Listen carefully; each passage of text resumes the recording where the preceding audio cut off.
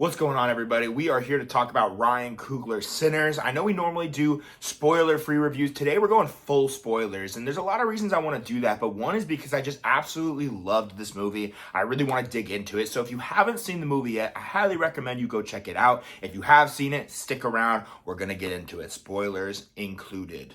Real quick recap for the plot heads. If you are unsure what this movie is, this is Ryan Coogler's newest film. It's follow-up from Black Panther 2. It stars Michael B. Jordan, and it is about vampires. Now, if that doesn't sound like your bag, one, you probably can't be trusted. And two, then, like I said, turn this video off because I'm going to dig into what makes this movie so special. This is a film about music. So this movie opens on a sort of tale, a fable of people who have the power to sort of conjure spirits using music, whether it's ancestral or a little bit more contemporary, that this is all sort of connected in this cosmic space.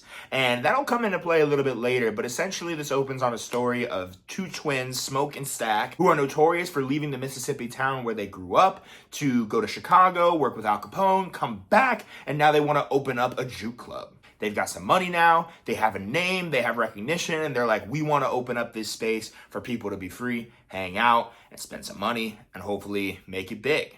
The high-level plot of this story really just is about these two brothers trying to open this spot and what goes wrong for them. But there's a lot of really great characterization that Coogler puts in, especially in that first 20 minutes, that gives this so much life. So we get to see so much about these two characters just through the way that people react to them. Like when they go into town and people know their name and, you know, they have a reputation for being kind of tough and all that good stuff. And we see them reconnect with old flames and family members, and we see that their whole life is kind of being built around them based on the story they left behind. There's this enigmatic quality to Smoke and Stack where they're just obviously incredibly well dressed. They have this money that, you know, at first we don't really know where this money all came from or, you know, what they had to do to get it. But as the picture becomes more clear, these become real three-dimensional characters who I really fell in love with. The movie is framed through a character named Sammy, who's Smoke and Stack's younger cousin, who plays music. He's a guitarist. And like I said, the music comes into play here because Sammy is like a renowned guitarist. He has this crazy level of skill. And Smoke and Stack are like, let's take him, let's make him play at our club.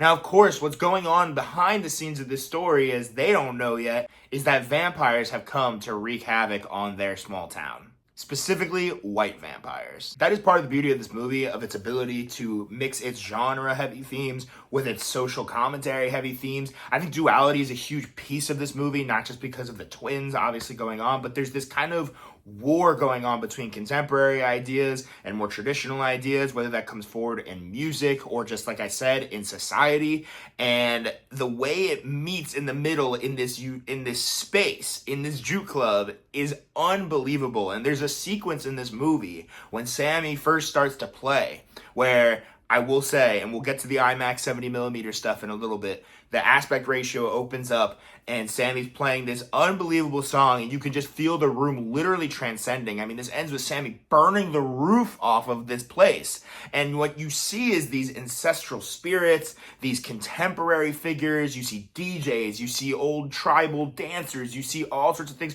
swirling together into one of the best sequences of the year, maybe one of the best scenes of the decade. It's this unbelievably powerful sequence that just captures everything this movie entails. And again, it doesn't even include any of the vampire stuff. Like, that's just kind of extra here, which I love. But like, there's so much going on here besides that. It's really, really fun to unpack what Coogler is trying to say with that. And you know that his partner in this, which is Ludwig Göransson, who, if you don't know, Oscar winner Ludwig, one of the best composers working today, put a lot of thought and meaning into a lot of the music that you see in this movie. That's the main reason that scenes like this shine and rise above the rest. Now, I briefly touched on it, but I do want to talk about the IMAX 70mm stuff. It's clear, and you can see in the thank yous for the movie, that Coogler had some nice chats with Christopher Nolan and Emma Thomas, and of course Jennifer Lame, the Oscar-winning editor of Oppenheimer. And a lot of what they probably talked about was how to get the most out of this 70mm IMAX experience, whether that is taking most advantage of the aspect ratio changing, or just, you know, really tips and tricks about how to get beautiful lighting out of it. This movie looks gorgeous. There's a couple scenes at the beginning that have that little sort of digital feel to them, but as we get into the nighttime photography, as we get to sunset and dusk, it looks incredible.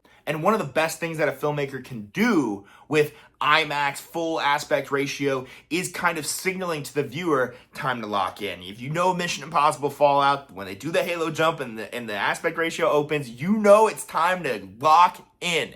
Same thing in this movie. When, there are times where it's switching back and forth. You can sort of see it, opening up as far as, certain sequences.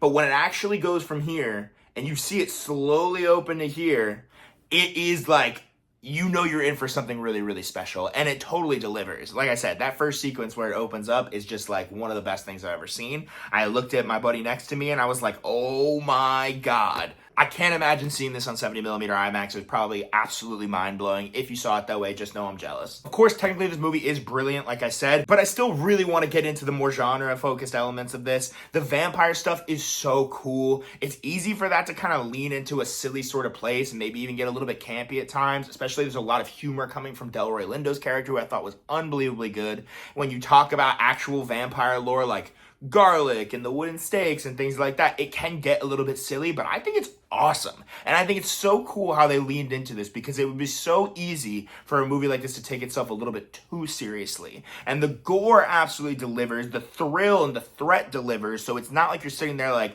giggling about it, but I definitely got that like, oh yeah type of feeling, when it's about to go down, it is exciting, but the weight of it is still there. A lot of this movie is anchored by Michael B. Jordan. He is excellent as both Smoke and Stack, those two twins. But Miles Caton, I had never heard that name before. I've never seen this dude in anything before. He plays Little Sammy. He is excellent in this. Hailee Steinfeld is great in this as well. She's got a kind of complicated role to play. Again, I think as these actors go from being humans to vampires, mainly Hailee Steinfeld, she's got a lot of work to do as a vampire. She does great in this. I think Michael B. Jordan, once he turns to a vampire, is great in this, which we have to mention. And we're going to get back to some of the other stuff, but that post-credit scene where they show up as they're older and Michael B. Jordan and Hailee Steinfeld walk in that bar. Michael's wearing the Coogee sweater. Hailee's got the lollipop. I was like, this is unbelievable. And I must say the costumes throughout are really, really excellent. But of course, we have to talk about the head vampire, Jack O'Connell, who is totally menacing, totally creepy. He masters this sort of warmth and, conniving sort of nature of a vampire, of like, you have to invite me in. And he's like almost that warm presence of like, we have money to spend. And all of that is really great for the vampire stuff, but it does kind of represent this promise. And this movie ends up being about this promise. It's bookended by these brothers buying this place. They buy this old mill because they want to turn it into a club. They're promised that they won't have any trouble, that there won't be any problems there. Of course, we're led to not believe them. And we find out later on that, of course, we shouldn't have believed them, because they were planning on coming back in the morning and wreaking havoc and killing these people. Coogler does not forget that. Of course, by the end of this movie, the vampire stuff does get resolved, and we can touch on that in a second. But it's almost like a Tarantino-esque coda at the end, where he's like, you thought we forgot to kill the racists, didn't you? It's like, no, we didn't forget. And there's this excellent scene at the end, and everybody, I think, who I went with was talking about this from the beginning of the movie, where we saw the trailer of Michael B. Jordan with that Tommy gun just like... And like, we were like, where is that scene? Like, we didn't get it. And of course it comes. So, I thought that was just a super satisfying way to leave off with this movie. I'm glad it's not the end. I really like those post credits and that coda they kept in there. But I do think that was kind of the end of this story beyond the vampire stuff. Of course, everything with the blood sucking and the turning, like all that stuff is done really, really well. It does feel like quite the homage to some classic vampire flicks. It's not like what's going on in Nosferatu, where like it's really like realistically gory. I mean, it's like a lot of blood spewing everywhere, and it's a little bit more fun than that, which I think is again, not everybody's bag, but if you're a sicko like me, definitely yours. And I just love to see that Ryan Coogler can still do all the genre elements. Like, he can clearly make a big budget superhero movie, but this feels like a blank check to me, something where he could have made whatever he wanted. He had a really big budget to do it. He had the right team around him, and he put forth this really, really fun movie. Like, I'm itching to see this again. Guys, I could go on about Sinners literally all day. Again, I saw it last night. We ended up waiting an hour and a half in the movie theater before the movie started because someone pulled a fire alarm. I'm glad we still got to see it, but I'm pretty tired and I'm still formulating more thoughts. But for now, I'm going to go with a really, really strong 4.5 for Sinners. I enjoyed enjoyed this quite a bit. I think you will too. And I highly, highly recommend you go see it. For whatever reason you're watching this video and you haven't seen the movie, I don't know what you're doing, but go see it. If you did see it and you liked it or you didn't like it, whatever it was, let me know in the comments why. I would definitely like to hear what you guys thought about it. Of course, we're going to stamp it every time, even though, like I said, this is a spoiler-filled review. But so, guys, that's my take on Sinners right now. I might have some more thoughts coming on Letterboxd soon, so make sure you follow me over there. Make sure you join up with our Discord. We're doing some great film chats over there. Make sure you hit me over on TikTok and Instagram. The links are going to be down below. As always, keep watching great movies. Have an excellent rest of your day, and I'll catch you all really soon. Peace.